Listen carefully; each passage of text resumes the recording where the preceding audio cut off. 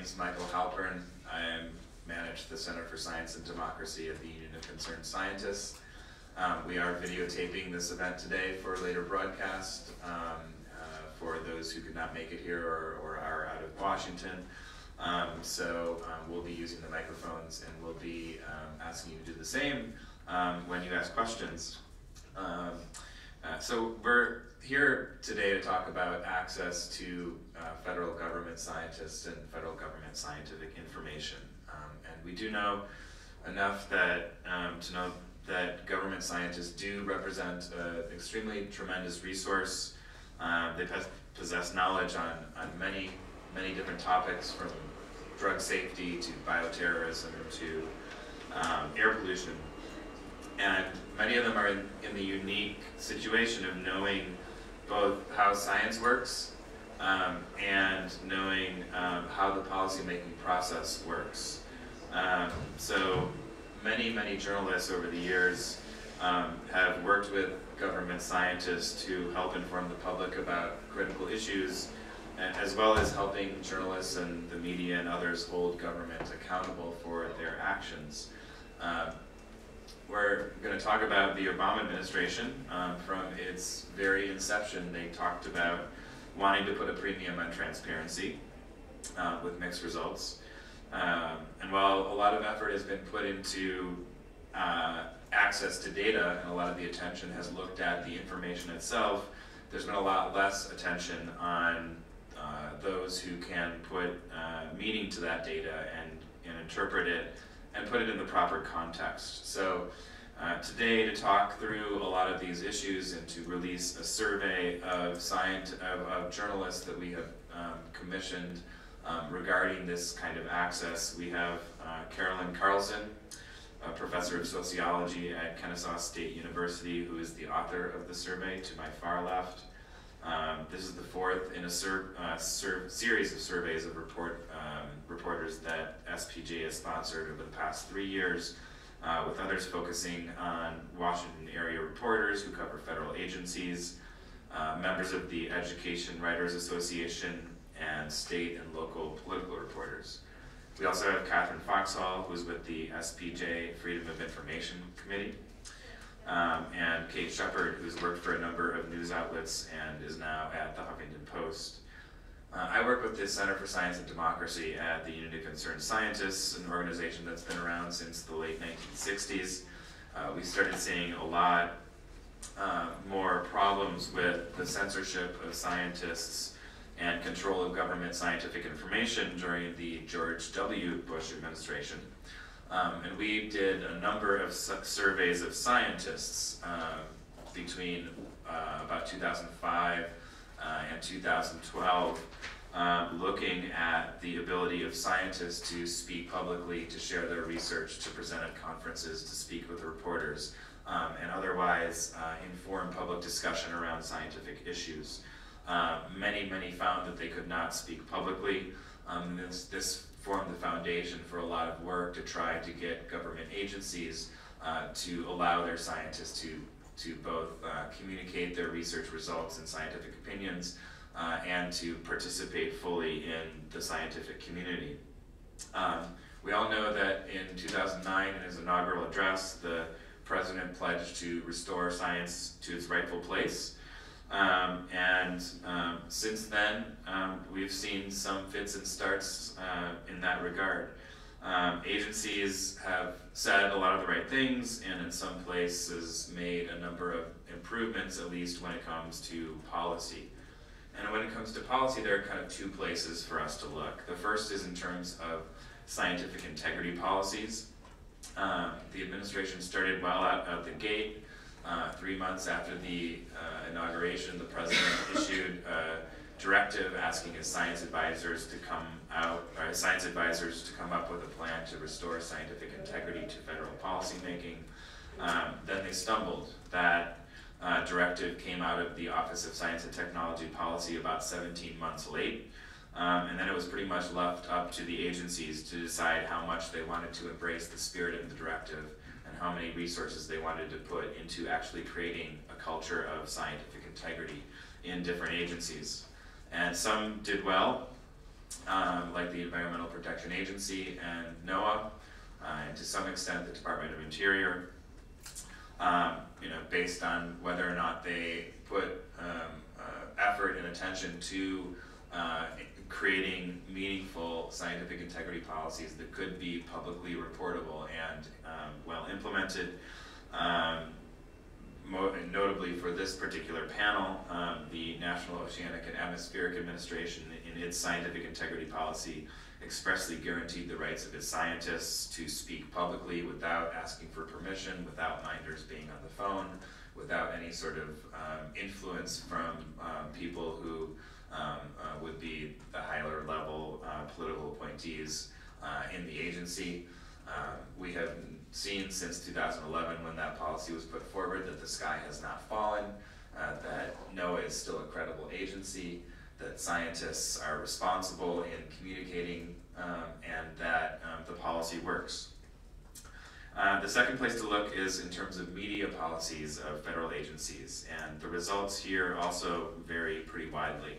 The Union of Concerned Scientists has done a scorecard 3 different times, grading the different media policies of federal agencies. It's available on our website, ucsusa.org/media policies. In 2008, we did our first round, and across the board, the media policies were pretty poor, with many of them actively discouraging scientists from communicating publicly and requiring significant political oversight of employee communications.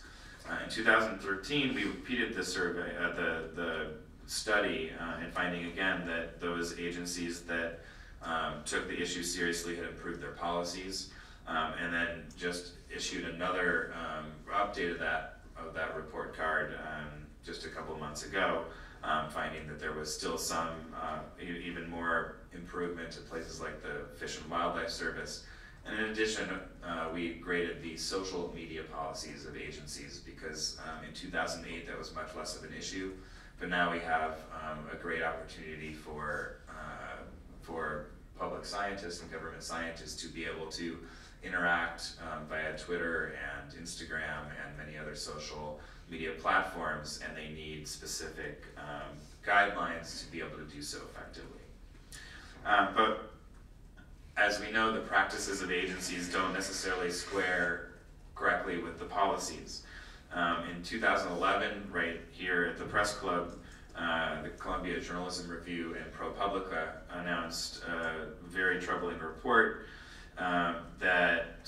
where they surveyed members of the Society of Environmental Journalists, the Association of Healthcare Journalists, the National Association of Science Writers, and the Investigative Reporters and Editors on a number of issues. And they found that many journalists had a lot of trouble accessing information and experts, and many of them reported the administration's performance as poor.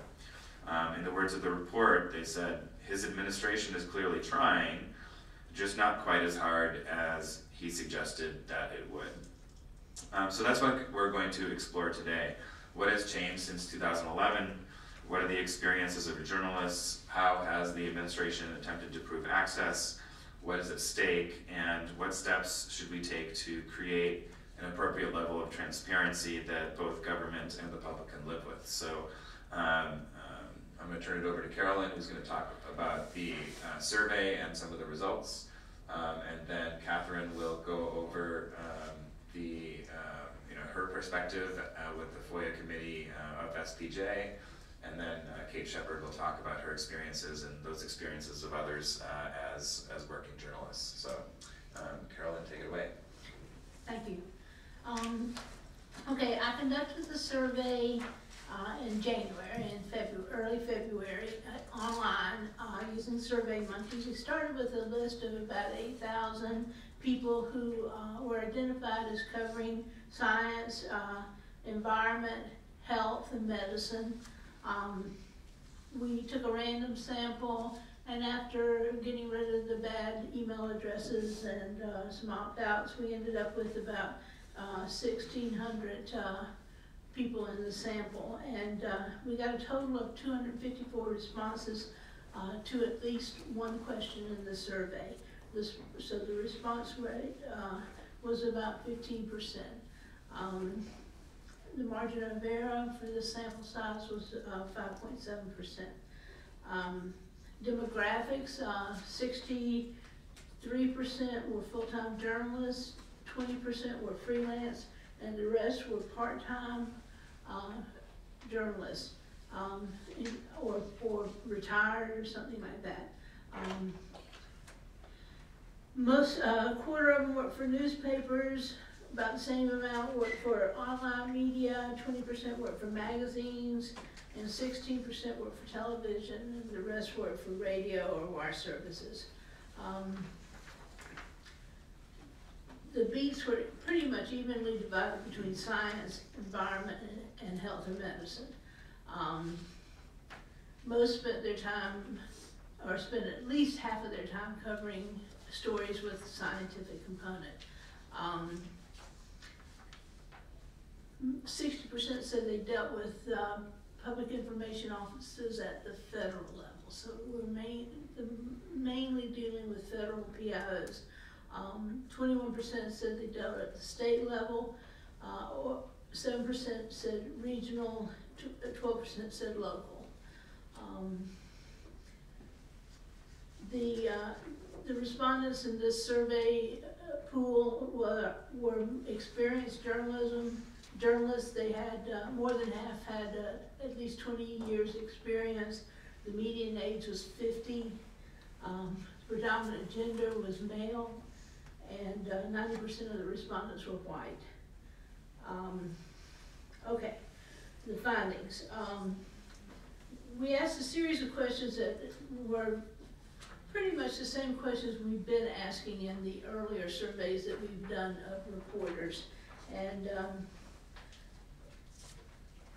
in fact, in the report, we actually compared the results of this survey with the earlier surveys.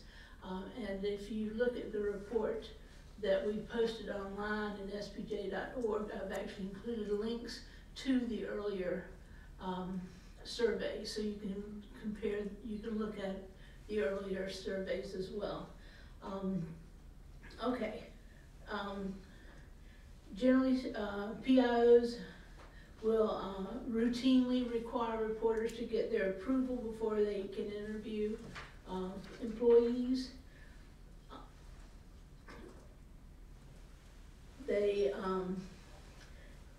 If a reporter asks to speak to a specific subject matter expert, it is not unusual for the PIO to route them to somebody else, somebody different, a different agency employee,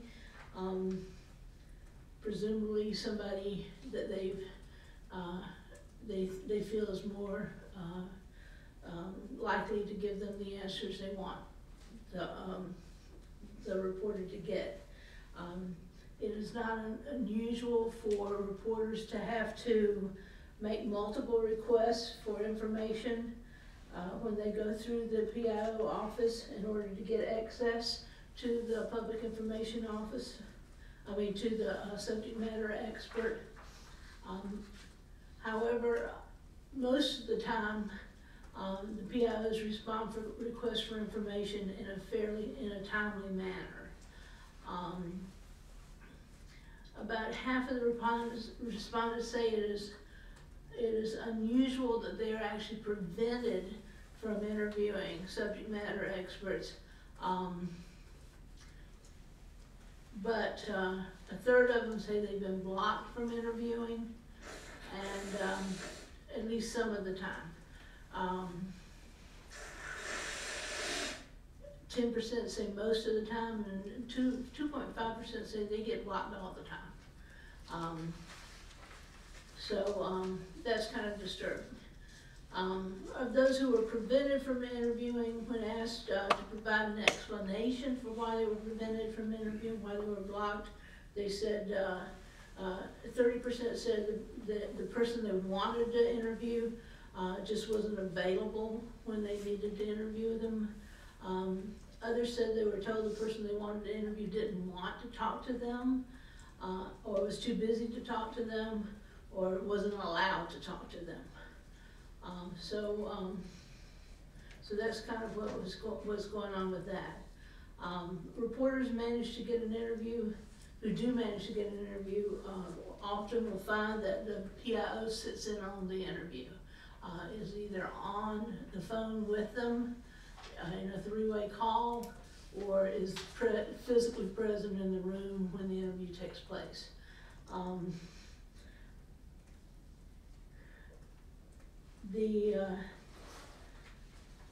Despite, and this is in most reporters in the open-ended comments, which I've included in the report, feel this is a problem.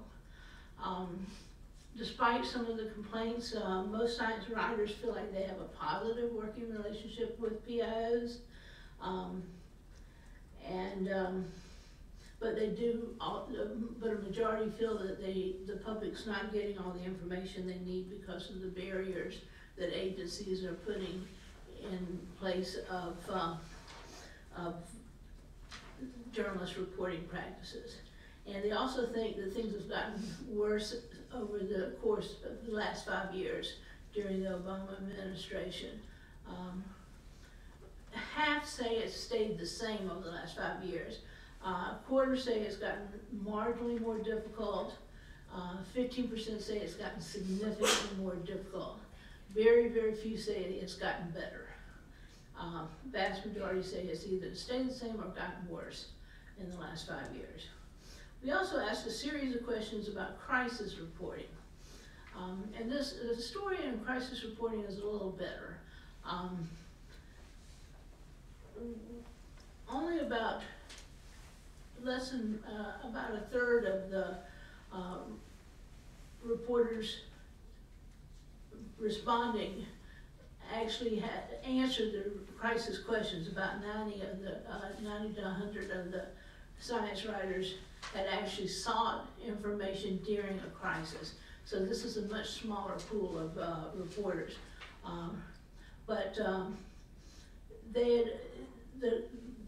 The crises varied from things like infectious disease, epidemics, storms, hurricanes, tornadoes, floods, that sort of thing. Most of them were trying to get information from federal agencies.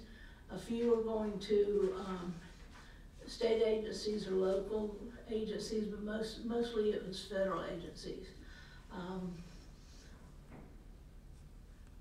Most of them said they first learned about the problem from either the public or one of their sources, and not from the PIO. But they said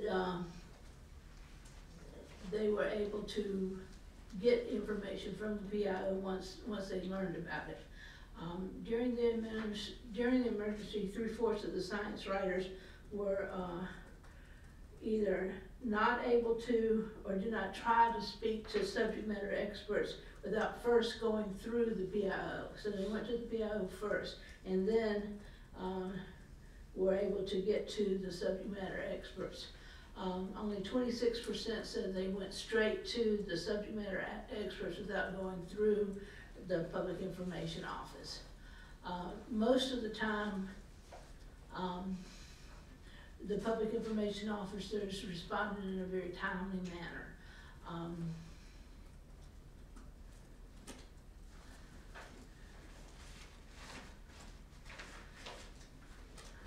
About half of the respondents said it was unusual for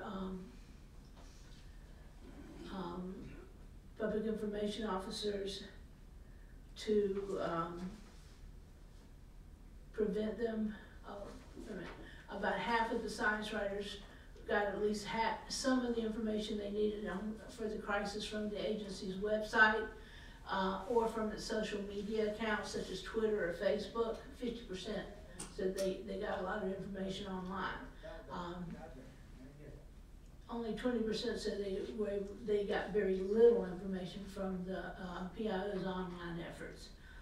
Most of the respondents reported that the information they needed had been posted on the website within hours of its availability. And some said it was actually posted within minutes. But 20% said that the information they were looking for didn't show up for days. So for the most part, they were getting the stuff pretty quickly and they were finding it online.